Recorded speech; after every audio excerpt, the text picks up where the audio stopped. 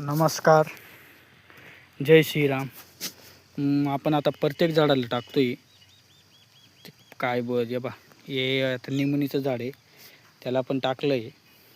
आता इकडं आंब्याचं पण आहे त्याला पण टाकतोय. तिकडं तर आंब्याचं पण आहे. प्रत्येक झाडाला थोडं थोडं काय ना टाकतोय आपण.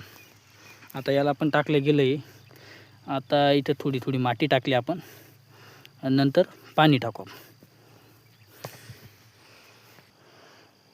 हे बघा आंब्याला पण टाकतोय.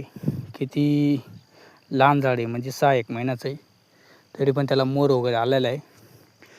कारण मोर वगैरे आपण ठेवणारच नाही, कारण राहू दे अजून जेमतेम 15-1 दिवस, कारण की खूपच लहान आहे. त्यामुळे त्याचा मोर वगैरे ठेवला कारण की त्याची धरण्याची क्षमता राहणार नाही, झाड मोडून पडणार. कारण की जेव्हा कोणती जरी वस्तू माणसाची असू नाही तर कोणाचं झाडाचं पण असतो, लहान मुलाला जर जास्त आपण जर लहानपणी काम करू देत नाही कारण की त्याची क्षमता नसते.